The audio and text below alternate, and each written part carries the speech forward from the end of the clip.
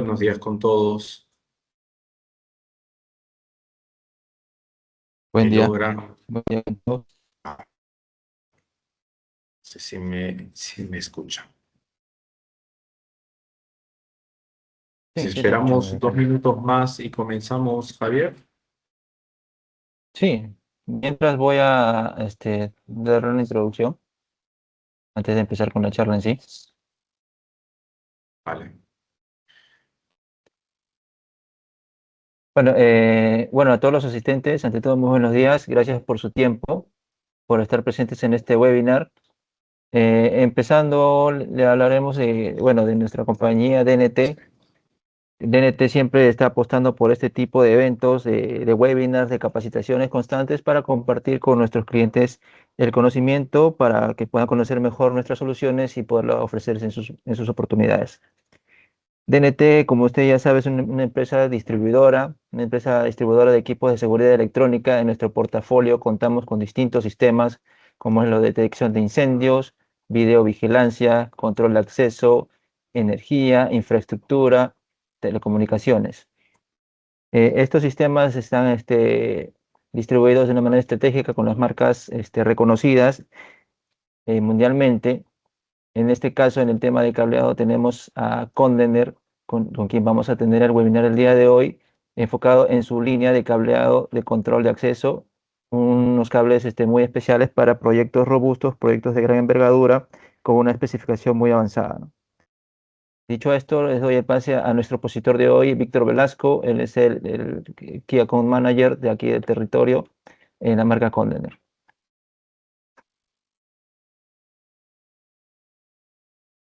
Muchas gracias, Javier. Gracias a todos por estar acompañándonos en este nuevo webinar. Siempre agradeciendo a DNT por estos espacios que brinda para capacitar en el buen uso de nuestra especialidad, que son los cables, ¿no?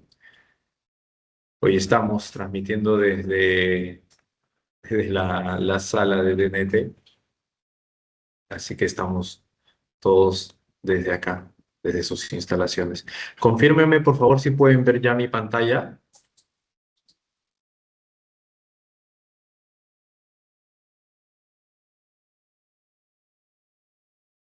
Sí se ve, Víctor.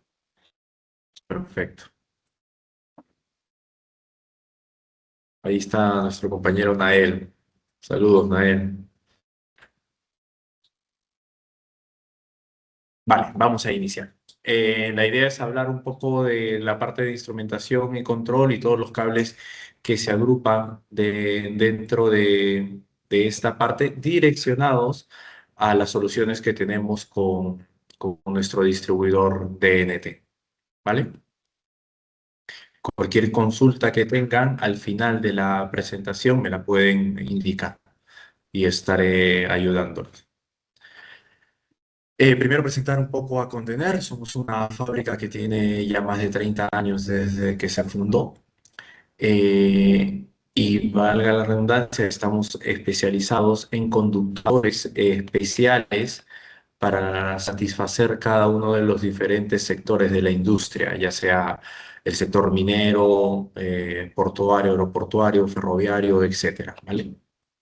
Si algo siempre destaco de Condener es la flexibilidad que podemos para poder adaptarnos en soluciones que requiere el cliente, ¿no? Cuando tenemos un proyecto, siempre podemos llegar a no exigir kilómetros tan grandes de fabricación de cable en un proyecto, no un solo cable, ojo con esto. En un proyecto podemos tener, cuando tengamos 8 o 10 diferentes tipos de cable, podemos llegar a fabricar por 600 metros, 500 metros algunas líneas de conductores, ¿no?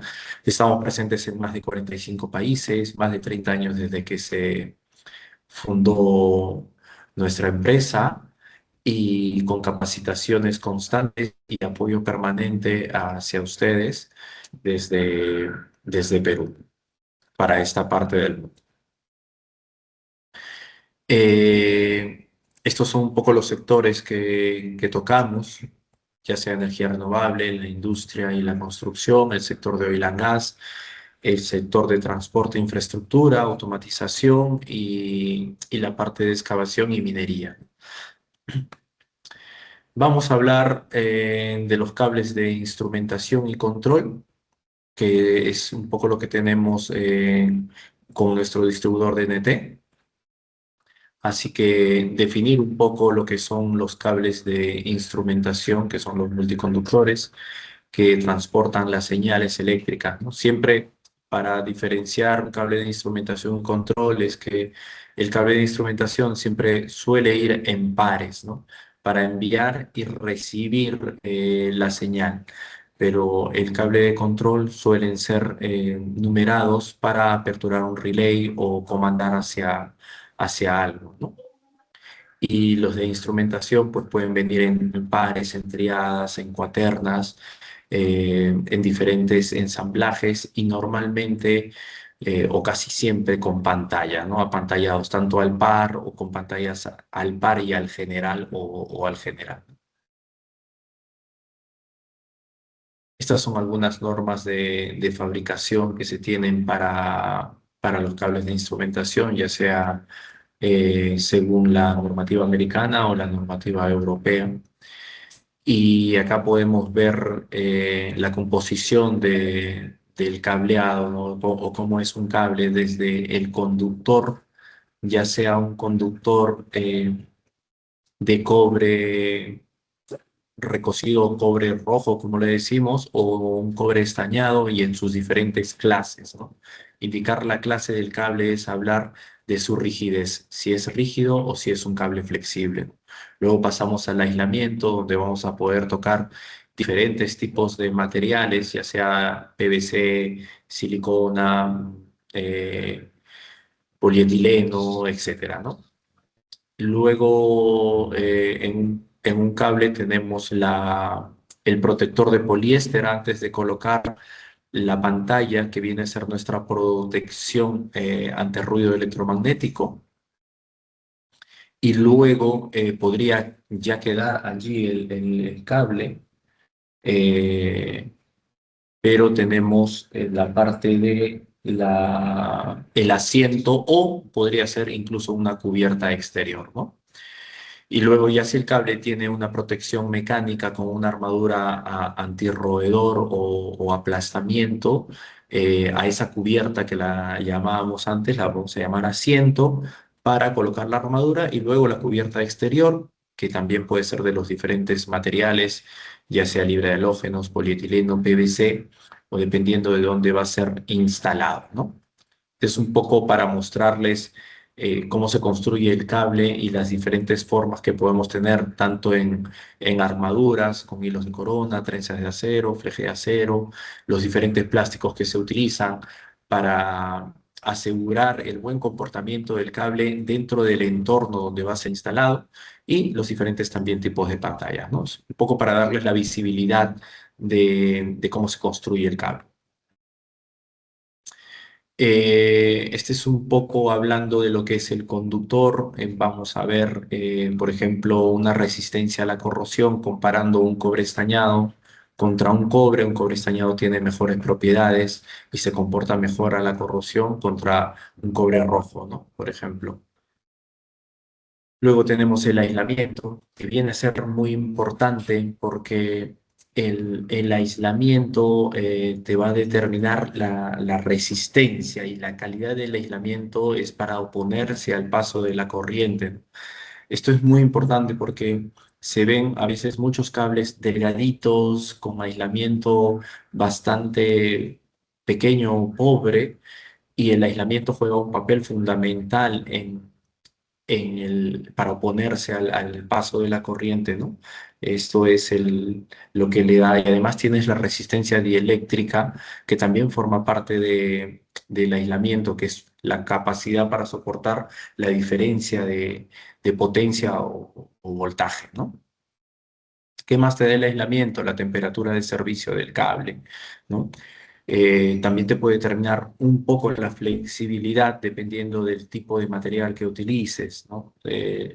Por ejemplo, un libre de halógeno suele ser un poco más durito y menos flexible que un PVC, ¿no? Por ejemplo. Y además el aislamiento juega un papel muy importante en el comportamiento frente al fuego, ¿no? Y por último tienes la capacidad o la impedancia, ¿no? Que esto es debido, o sea, está directamente atañido al material del cual es el aislamiento, pues esto te va a dar propiedades eléctricas del cable, ¿no? O los requerimientos necesarios, los va a determinar el tipo de plástico que utilizas en el aislamiento. Esta es una comparación de algunos tipos de plásticos utilizados en aislamiento, teniendo un polietileno, una poliolefina libre de halógenos o un PVC, que son muy utilizados en cables de instrumentación, ¿no? El PVC 105 o un PVC normal, ¿no? Entonces, por ejemplo, acá podemos ver un PVC, cualquiera de estos PVC es deficiente en lo que es un libre de halógenos, ¿no? Luego tenemos un código de colores también que define la parte de los cables de instrumentación y pareado que les decía al inicio que esto va a estar conformado en pares o en triadas o en cuaternas, como también se les llama, ¿no? Que es la parte de la construcción del cableado. Y luego tenemos el apantallamiento del cable. Tienes diferentes maneras de apantallar el cable según la exposición que tenga a interferencias electromagnéticas, ¿no? Pudiendo tener el apantallamiento en pares, en doble pantalla, ya sea con pantalla de aluminio al par y al general, o solamente al general, dependiendo del ruido electromagnético que tengas, ¿no? Adicionalmente hay pantallas que se pueden colocar como de cobre o trenzas de cobre para tener una mejor respuesta del cable, ¿no? Finalmente, tenemos las armaduras, ya casi para finalizar, si es que el cable lo tiene o no. Y en armaduras, pues encontramos armaduras tipo fleje, trenza de acero, hilos de acero, etcétera. Y por último tenemos la cubierta exterior, que haciendo el símil un poco con la parte del aislamiento, también debe de tener cierta medida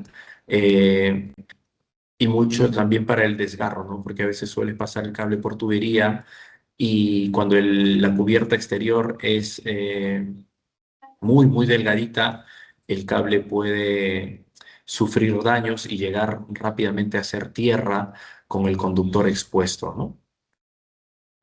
Entonces, ¿qué nos da la cubierta? Pues tiene la resistencia a la humedad, la temperatura de servicio también, el comportamiento también frente al fuego, flexibilidad, puede estar directamente dirigido a la resistencia a hidrocarburos, ¿no? A la resistencia a ultravioletas, etcétera, ¿no?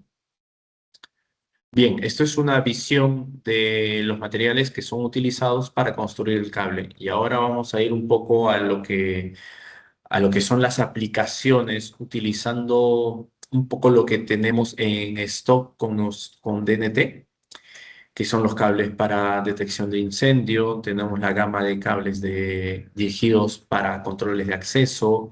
Y dentro de esto está también lo que son cerraduras, contactos magnéticos, BMS, para la parte del banco de baterías y además del manejo inteligente del edificio. Tenemos la parte de las lectoras e incluso también hemos tocado en algún momento los cables para domótica, megafonía e incluso para DALI, ¿no? Entonces, son las aplicaciones donde vamos a soler utilizar estos cables y vamos a explorar cada uno de estos, ¿vale? Lo primero, el cable de detección de incendio, de decirles rápidamente que estas son de donde se deducen las normativas hacia lo que es un cable de detección de incendio. ¿Y por qué es este cable y por qué se exige en libre halógenos? Porque la primera causa de un incendio en un 33% es la electricidad, ¿no? Y fallecen por la intoxicación de los humos desprendidos de los materiales combustibles, ¿no? En este caso, eh, cuando tiene, por ejemplo, mucho PVC, el ácido que emite este PVC asfixia a las personas y es por eso que es la principal causa de muerte en un incendio, ¿no? Los cables FPL, como se les conocen, que son los cables para detección del arma contra incendio, los FPLR en riser para instalación en vertical y el FPLP en plenum para ductos de ventilación. Y lo que correspondería y acorde a a la normativa que nosotros utilizamos, que son los cables LSZH para detección de incendio, ¿no? Que todo lo nombrado anteriormente son cables de PVC, según su nomenclatura, ¿no? Acá tenemos dos vertientes, la N54 y la NFPA. Esto es un poco lo que indica la NFPA. Voy a ir un poco rápido porque tenemos varias cosas de qué hablar, así que igualmente si alguien necesita detallar o profundizar en algún tema, pues se pueden comunicar directamente con nosotros y estaremos gustosos de poder ayudarlos. Pero esto es un poco lo que indica la NFPA para seguir. Y acá hablamos de qué es un listado, qué son pruebas constantes que se hacen de parte de un laboratorio externo y básicamente que el equipo debe estar construido para el fin con el que va a ser instalado, ¿no? ¿Por qué indico esto? Porque nuestro Código Nacional Eléctrico en Perú indica que todo cable instalado en interior tiene que ser libre de halógenos, ¿no? Entonces, ahí vamos a relacionar esa última parte de la NFPA.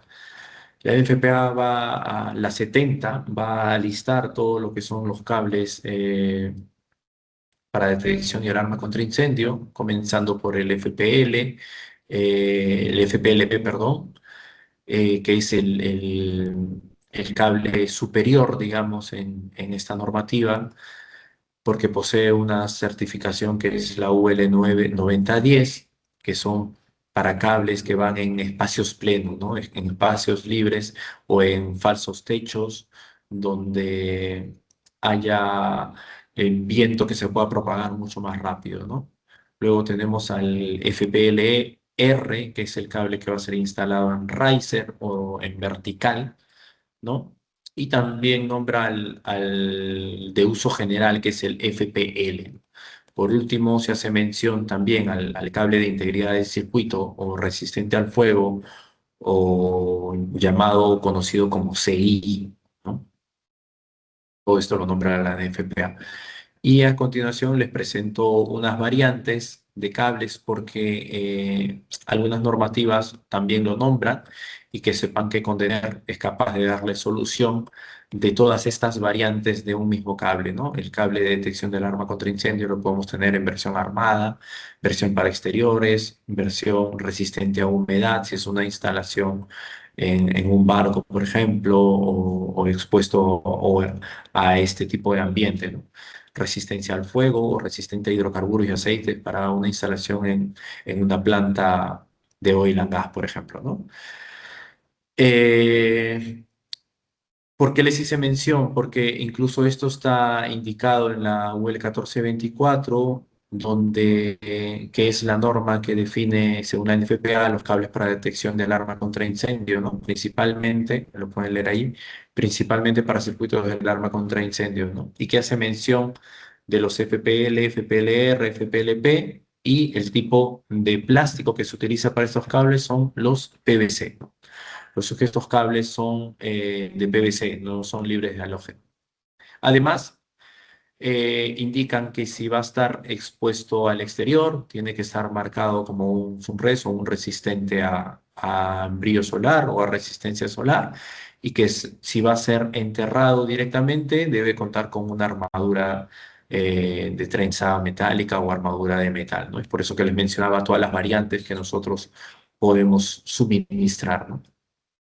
Al día de hoy no hay una UL especializada para cables libres de halógeno y para que los pruebe. Es por eso que al inicio mencionábamos que la NFPA 70 indica que todo material que está construido debe ser probado con el fin en el que va a ser utilizado, ¿no? En nuestro caso, si vamos a utilizar un cable libre de halógeno, este cable tiene que haber estado probado por un ente externo en sus propiedades de comportamiento en el fuego, indicando que es un cable libre de halógeno, ¿no? Entonces, por eso decimos que estas normativas son compatibles, ¿no? Y ahí es donde Contener ofrece una solución en cables para detección de incendio especializados en libres de halógeno con certificaciones superiores a las indicadas en la NFPA, ¿no? Cerramos esta parte de detección de incendio y hablamos ahora de la gama de cables para controles de acceso, ¿no? Acá en la parte de controles de acceso siempre vamos a tener dos partes. La parte de alimentación o de suministro eléctrico para el dispositivo, ¿no? Suelen ser para cerraduras electrónicas u otros, ¿no? Que normalmente son para alimentar en bajo voltaje y lo que se busca es cubrir largas distancias, ¿no? Sin tener caída de tensión. Eso es básicamente lo que tenemos para esta parte, ¿no? Y luego tenemos los cables de comunicación, ¿no? Que estos ya van a estar diseñados para minimizar la interferencia de la señal y garantizar que, valga la redundancia, que la señal de datos se mantenga nítida a todo lo largo de la distancia del cable, ¿vale? Y acá tenemos nosotros una propuesta que también desarrollamos, que hemos ya hecho, que son los cables compuestos, ¿no? Estos cables compuestos es un grupo de cables que lo vamos a ver justo en la siguiente diapositiva, que nos puede dar diferentes tipos de cables agrupados en una sola cubierta, ¿no? Y que ya los van a ser utilizados para un multipropósito, digámoslo así. Que acá pueden ver la imagen, ¿no? Ahí hay un 6 por 22, un 4 por 22, un par por 18, ¿no? Entonces, puedes utilizar un mismo cable para hacer diversos propósitos, ¿no? Los cables blindados, que ya esto es para un poco indicando la parte anterior, que son los entornos con EMIs o con interferencias electromagnéticas, y para proteger y garantizar la transmisión de la señal a lo largo del cable, ¿no? Eh, a ver, hablar de cables de control es hablar un poco de protocolos de comunicación, ¿no? Y les quise hablar un poco de algunos protocolos que se tienen para el uso de estos cables, ¿no? Y uno que se está dejando un poco y se está migrando tal vez al OSDP. Y yo sea de paso, tengo pendiente hacer una publicación de esto desde hace mucho tiempo, pero hay una migración que se hace actualmente de Wigan a OSDP, ¿no? Pero el protocolo Wigan, que a veces muchos suelen utilizar un cable Cat5e de par trenzado o de UTP, como quieran llamarlo, o un cable de Cat6, y que estos cables no son adecuados para transmitir una señal de Wigan, ¿no? ¿Por qué? Porque el protocolo Wigan te indica que el par no debe ser trenzado. Entonces, por allí, si utilizas un cable UTP y que puedes agarrar el par que más trenzado es, porque cada par en el UTP tiene diferente tipo de trenzado, vas a tener más problemas en transmitir una señal de Wigan. Aparte, un Wigan tiene su propio código de colores, ¿no? Que van lo más básico y lo más estándar es de 6 conductores y llega a tener hasta 8 conductores, ¿no? Es un poco para darles la visión de lo que es el Wigan respecto a cables, ¿no? Y ojo, otro punto importante es que te solicita un AWG22 y un cable de categoría 5E o 6. Si bien es cierto, hay algunos que lo pueden fabricar en AWG22, pero suelen ser en AWG23 o 24 incluso, ¿no? Que son de menor sección o más delgado, por lo cual no es correcto para Wigan. Uy, el cable de 485.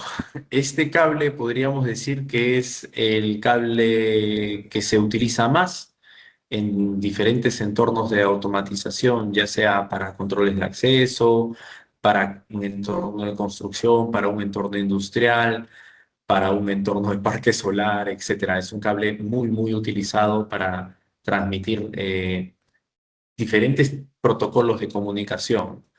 El 485, como lo dice en la diapositiva, es un estándar de comunicación de datos, ¿no?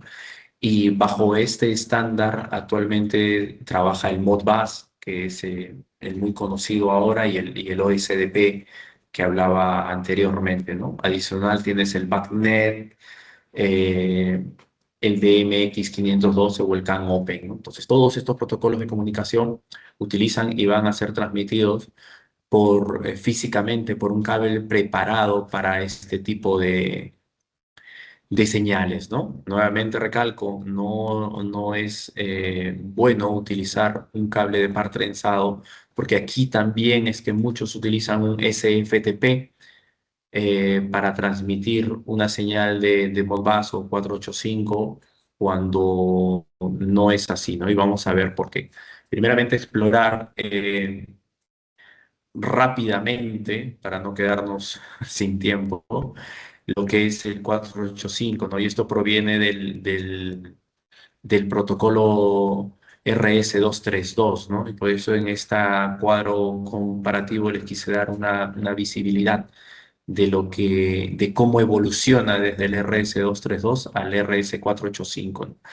Y obviamente podemos ver que la cantidad de dispositivos que manejaba un RC232 a un 485 desde 1 a 32 es un salto enorme, ¿no? El tipo de comunicación es half-fold duplex en todos casi, y, pero acá hay algo mucho más resaltante, ¿no? Que es la distancia máxima. Con un RC232 llegas a 15 metros y con un 485 llegas a 1200 metros, ¿no? Que es algo muy grande para este tipo de comunicaciones, ¿no? ¿Qué nos dice el 485 en cuanto a cables, ¿no? Y cómo debe ser su construcción, ¿no? El protocolo nos indica que el cable debe ser de un par trenzado, ¿ok? De mínimo 24 AWG, y lo utilizado estándar es 24 y hasta un 22 AWG, y que debe tener el par para transmisión de datos invertidos y el hilo de tierra, ¿no? Eso es lo que nos indica el protocolo. Y se recomienda, bueno, prácticamente todos los cables de 485 son con doble pantalla, ¿no? Tanto la pantalla de aluminio como la pantalla de trenza de cobre estañada. Y la impedancia característica debe ser de 120 ohmios, ¿no? Esto lo pueden ver ustedes hasta en las controladoras que utilizan, porque las mismas controladoras de los diferentes fabricantes te indican que debe de incluso colocar resistencias terminadoras en los extremos del mismo valor de la impedancia, ¿no? Que es 120 ohmios, ¿no? Entonces, un cable UTP te llega apenas a 100 ohmios, y digo apenas porque siempre hay un más menos de porcentaje de fabricación, ¿no? Lo que indican las fichas técnicas no suelen ser todo cierto, ¿no? Hay un más menos de valor diferencial en la práctica, ¿no? Entonces, por eso indico, ¿no? ¿Y cómo funciona la comunicación, ¿no? Esta comunicación diferencial nace cuando se tiene el RS422, que es la comunicación diferencial balanceada, ¿no? Que son las dos líneas que pueden ver ustedes en la imagen, ¿no? Y que estas dos líneas van a transmitir la medición como una diferencia de voltaje. Entonces, ¿qué pasa o cómo funciona? Cuando nosotros tenemos estas dos líneas que deben instalarse como el par trenzado para tratar bueno, para eliminar el ruido, y funciona que tú tienes las dos líneas. Entonces, si hay un campo electromagnético o magnético de ruido que afecta a esta señal, al estas líneas estar trenzadas, las líneas que se induce un voltaje igual a ambas líneas, ¿no? Como esto solo va a medir la diferencia, automáticamente se va a eliminar este ruido, ¿no? Entonces, es así como funciona el protocolo 485. Luego tenemos la parte de megafonía para tocar y terminar de complementar lo que es un ambiente de seguridad electrónica, que se suele utilizar la megafonía para audio evacuación o para un sistema de PBAS, por ejemplo, o simplemente para comunicar o sonorización que se hace, por ejemplo, en un retail, ¿no? Entonces, para la parte de megafonía hay diferentes tipos de conductores que van a depender del tipo de altavoz o la distancia que vas a transmitir para garantizar la calidad sonora, ¿no? Y que esto también tenemos con DNT una línea de cableado para poder suministrar eh, una solución para la parte de megafonía, ¿no?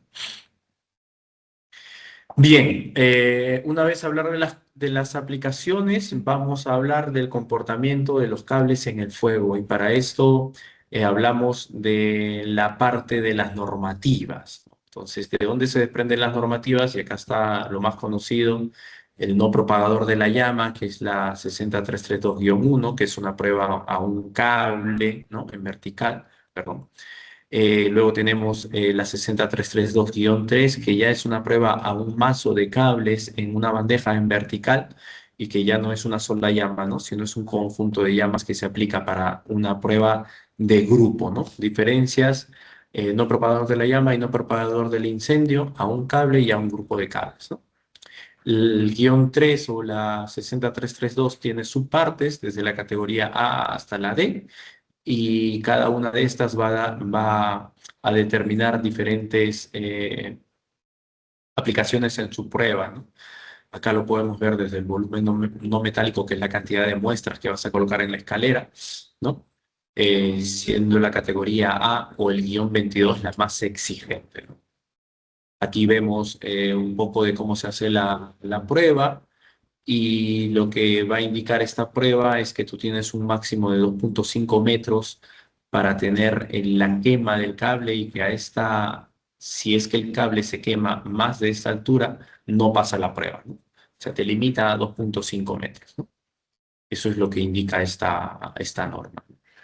Luego tenemos la 60754, que va a hacer referencia a lo que es el hidro de halógeno, indicando que la composición plástica del cable no debe tener ni cloro ni flúor para que no emita gases halogenados, ¿no?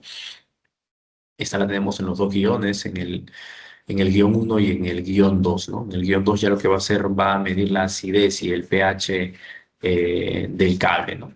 Y por último, la 61034, que hace referencia a el humo que emite el cable, ¿no? Entonces, podemos concluir que las normas principales que debe cumplir un cable para estar instalado en interior, sobre todo, según nuestro Código Nacional Eléctrico en Perú, deben ser las que se mencionan en la diapositiva, ¿no? Eso es lo previo. Ahora, sobre estas normas, ¿quién las prueba? Tú tienes diferentes entes certificadores que te pueden hacer pruebas de los diferentes cables que se tienen, ¿no? En su comportamiento en el fuego, ¿no? Es decir, aplicar las normas mencionadas anteriormente y estas entidades lo que van a hacer es quemar el cable, probarlo y contrastarlo contra la norma que se busca aplicar, ¿no? Y dándote un sello de calidad o indicándote que el cable ha sido probado y que pasó o no pasó la prueba que se ha realizado, ¿no? Este es, por ejemplo, nuestro cable de 485 que se menciona a continuación porque, por ejemplo, lo tenemos ensayado con unos laboratorios externos que nos han emitido la constancia de que nuestro cable pasa las pruebas de las IS mencionadas anteriormente, ¿no? ¿Ok? Esta es una muestra de algunos certificados que tenemos nosotros. Eh, Cables resistentes al fuego. también tenemos esta gama y esto lo va a mencionar, se los dije en la parte anterior de la NFPA, los cables de integridad del circuito o CI, ¿no? Hay una UL que es la 2196, que es la que la aprueba. Sin embargo, esta UL actualmente está en investigación porque hay muchos cables certificados bajo esta UL que han terminado explotando. Entonces, por ahora lo más adecuado es utilizar las normativas de resistencia al fuego basadas en Europa, ¿no? Que ahí tenemos la N50200 o la internacional, que es la IS 60331, ¿no? Cada una con algunas diferencias que se tienen. Y la norma europea, tenemos la N54, ¿no?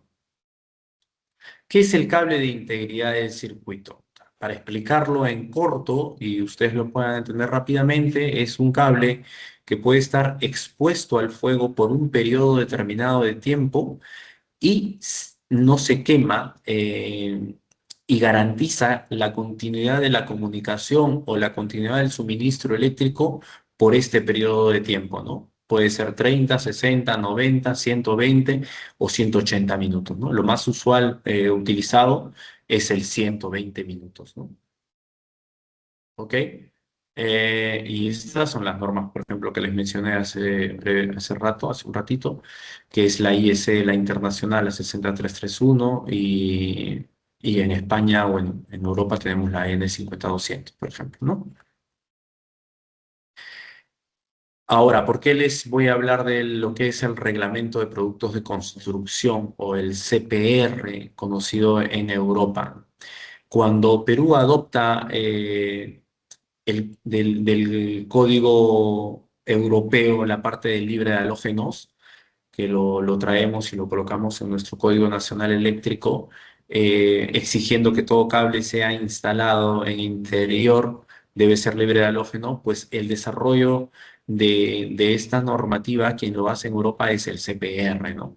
Eh, y el CPR va a clasificar a los cables según su comportamiento en el fuego, ¿no? Teniendo y desarrollando todo lo que es los cables libres de halógeno.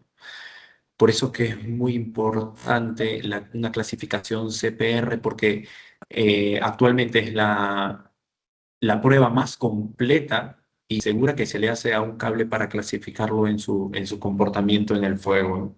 Porque además te agrupa 7 pruebas en una sola clasificación que te hace, ¿no? Entonces tienes 4 dígitos y cada dígito va a ser... va a mencionar diferentes características del cable, ¿no? Tienes el primer dígito que te va a hablar de la reacción al fuego, el segundo dígito de la emisión de humos, el tercero de la caída de partículas que se tienen en el cable en combustión y por último el cuarto dígito que sería la acidez, ¿no? Acá en la parte izquierda pueden ver todas las pruebas que hacen, ¿no? El poder calorífico, propagación de la llama, el índice de crecimiento en el fuego, la producción de humos, la caída de gotas, la acidez, etcétera, ¿no?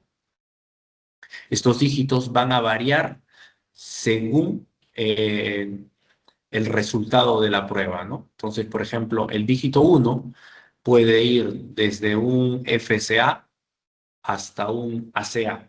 Y cada uno de estos dígitos tiene diferentes propiedades o comportamientos, ¿no? Lo que mostrábamos anteriormente es la clasificación CCA, que ya es una muy buena clasificación dentro del CPR, ¿no?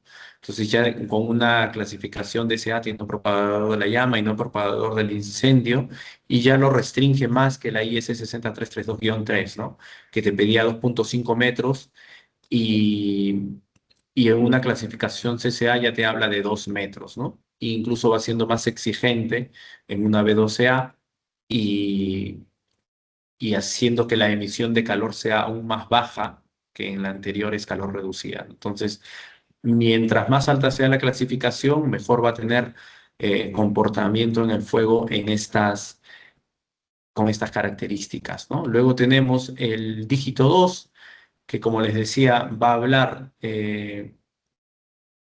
de la parte de la transmitancia del humo, clasificando desde un S1, S1A, S1B, con el humo transparente al 80%, al 60 o al 80%, y el S2 que ya tiene una producción y propagación de humo mayor, digamos, ¿no? El dígito 3 que te habla de la cantidad de gotas que puede emitir el cable en combustión, porque esas gotas pueden ser una nueva fuente de fuego, indicando que una clasificación de 0 es sin caída de gotas ni partículas inflamadas, y el D1 son gotas que no perduran más de 10 segundos y se autoextinguen, ¿no? Y el D2 ya es algo que va a emitir muchas gotas y es una nueva fuente de fuego.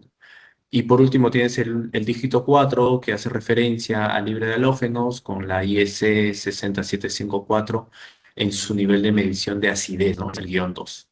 Entonces, es por eso que les digo que el CPR en la actualidad es la forma de evaluar el cable más completa que existe, ¿no? Evaluando todas estas normas y además clasificándolo según los ensayos o los resultados de los ensayos, ¿no?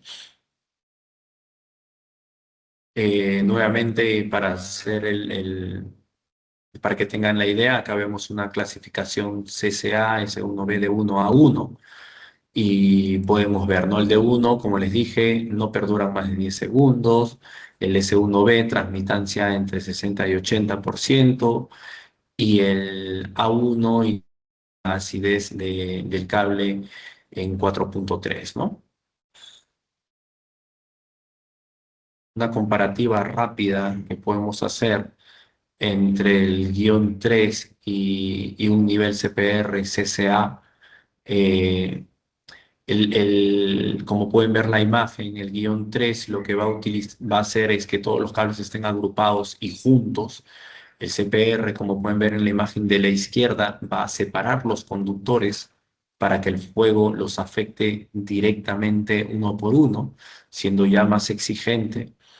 Eh, en un CCA se exige que no se queme más de 2 metros, siendo la IS 60332-3 más permisible y permitiendo que el cable llegue hasta 2.5 metros quemándose, ¿no? Entonces, esta es una comparación rápida de ambas normas con una clasificación CPR-CCA, y además que el CPR no solamente te evalúa esto, ¿no? Sino te evalúa las pruebas adicionales que ya hemos mencionado.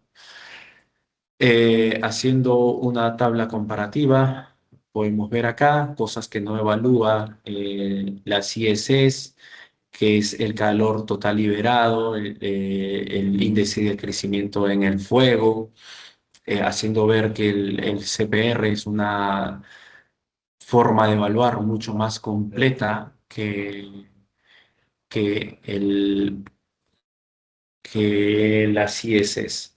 ¿Me puedes pasar mi cargador en la parte de adelante que se me está quedando sin batería? Bien, voy a avanzar rápido antes que me quede sin batería. En esta imagen pueden ver ustedes una imagen de cómo se propaga el fuego según la clasificación CPR que se tenga. Luego tenemos cómo se certifica el CPR. Y el CPR pues se emite con una declaración de prestaciones, que esto es emitido por el fabricante, y el fabricante en este documento va a colocar el laboratorio que certifica esto, ¿no? Que en este caso, por ejemplo, nosotros lo tenemos con Bureau Veritas, como se puede ver en la imagen, ¿no? O sea, es un informe donde se colocan varias cosas y dentro de ellas la entidad que certifica el, el- las evaluaciones que se han hecho en la clasificación CPR. Esto es las recomendaciones para que se utilizan actualmente, siendo un CCA o un B2CA.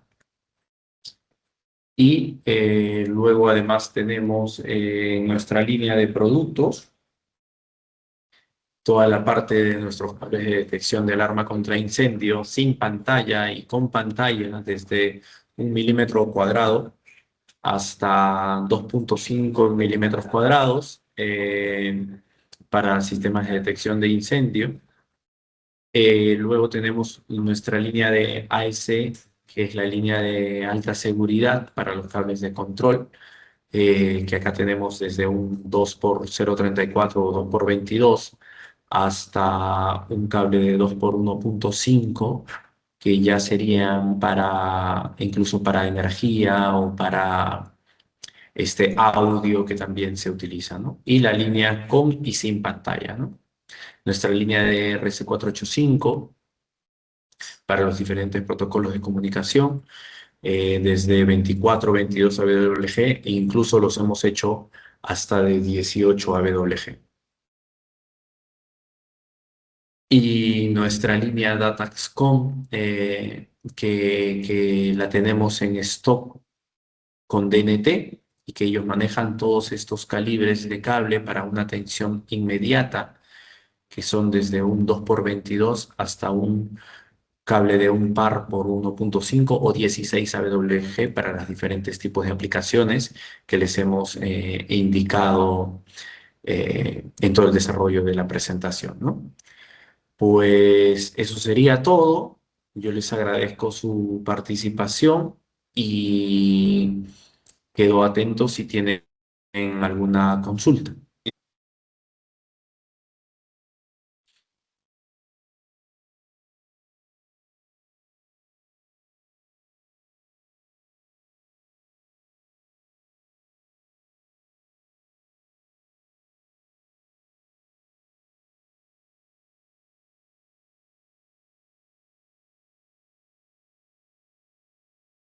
Pues creo que todo está muy claro.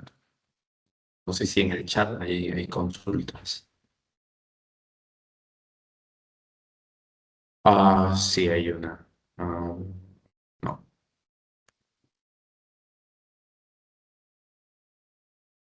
Pues viendo que no hay consultas, yo quedo atento a cuál les voy a dejar mi correo por el chat. Si cualquier consulta que tengan, podemos ayudarlos. Y además pueden también comunicarse directamente con nuestro distribuidor eh, para poder tener cualquier absolución de consulta, ¿no? Uy, veo que se animaron algunos. A ver, no logré escuchar si todos los cables tienen que indicar el P120. Entiendo que te refieres al PH120. Eh, a ver, no entiendo muy bien tu pregunta, pero si un cable, no todos los cables tienen que ser PH120, esto va a depender de dónde son instalados, ¿no? Pero sí, es lo que se está migrando, digamos, a esta normativa, porque con esto tú puedes garantizar la evacuación de las personas en un incendio, ¿no?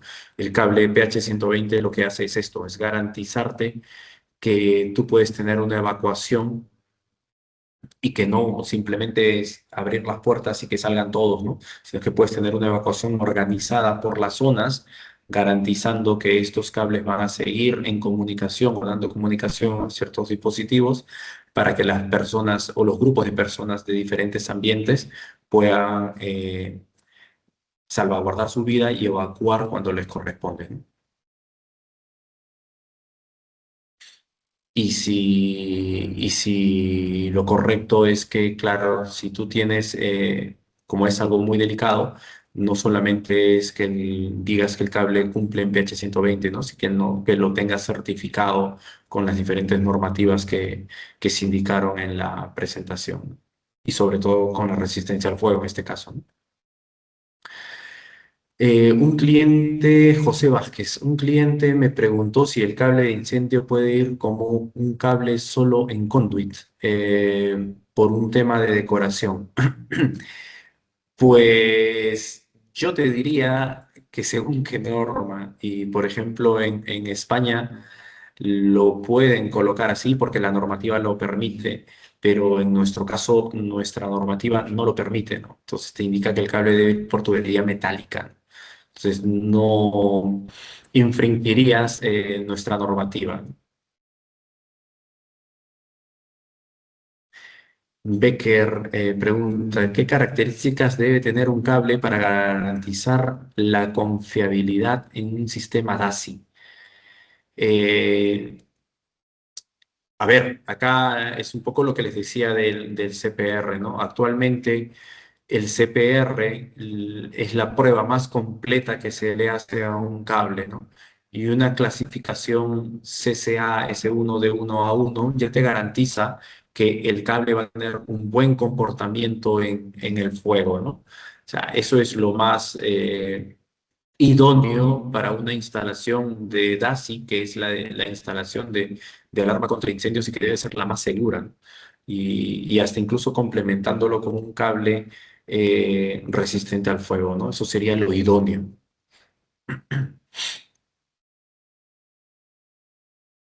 Eh, Becker también pregunta una consulta.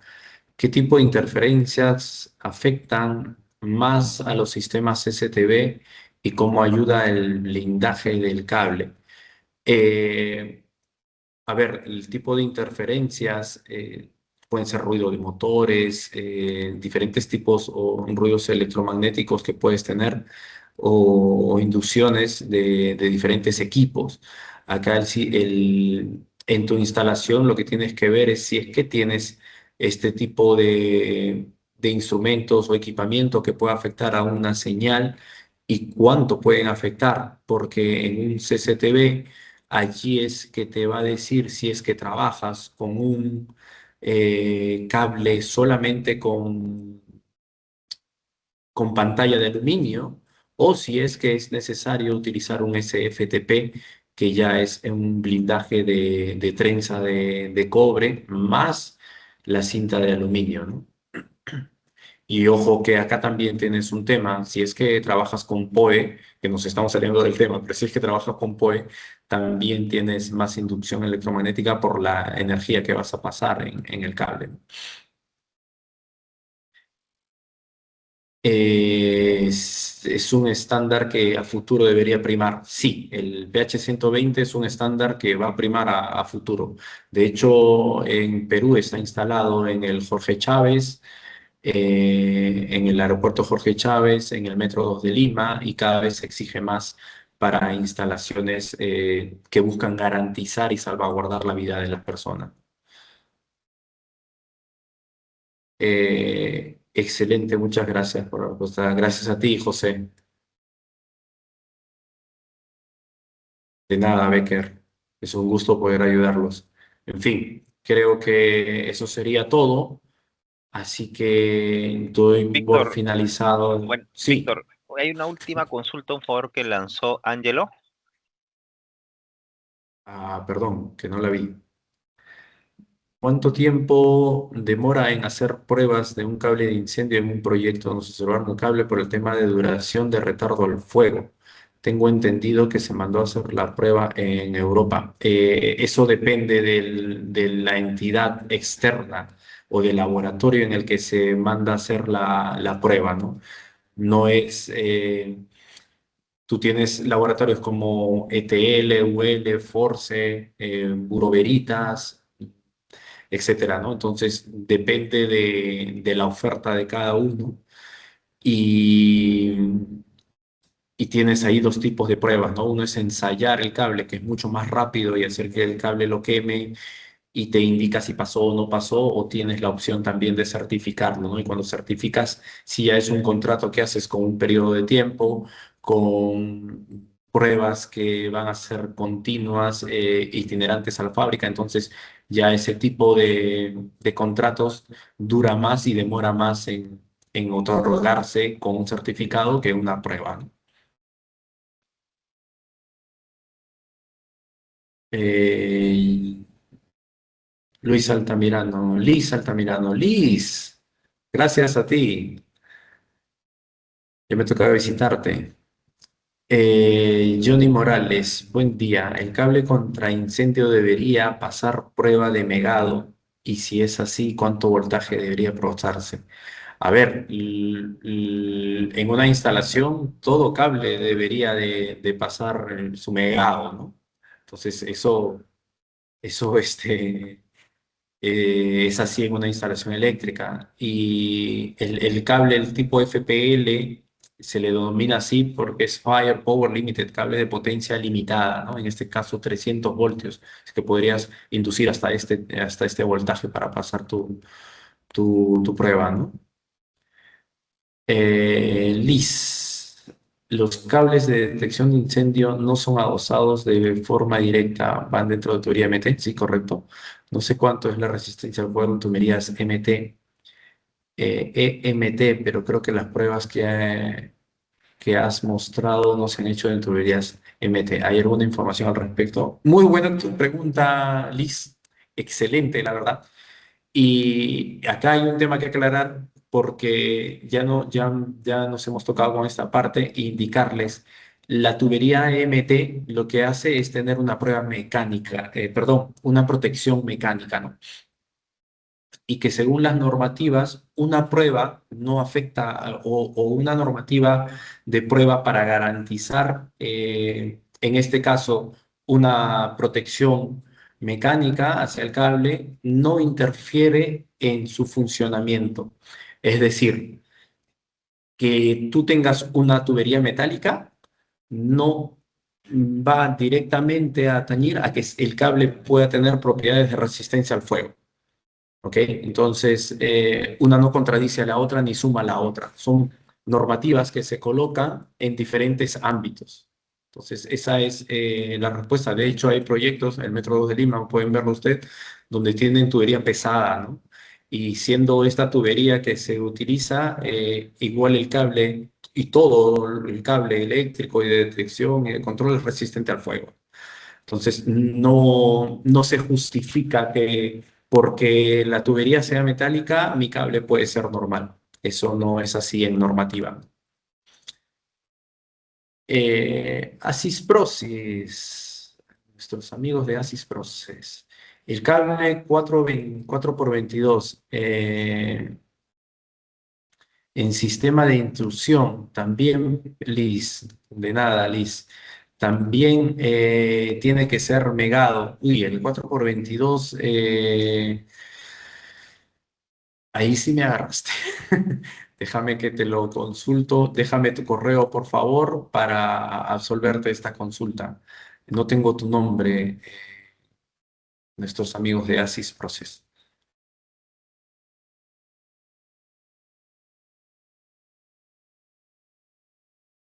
Pues no sé si hay algo más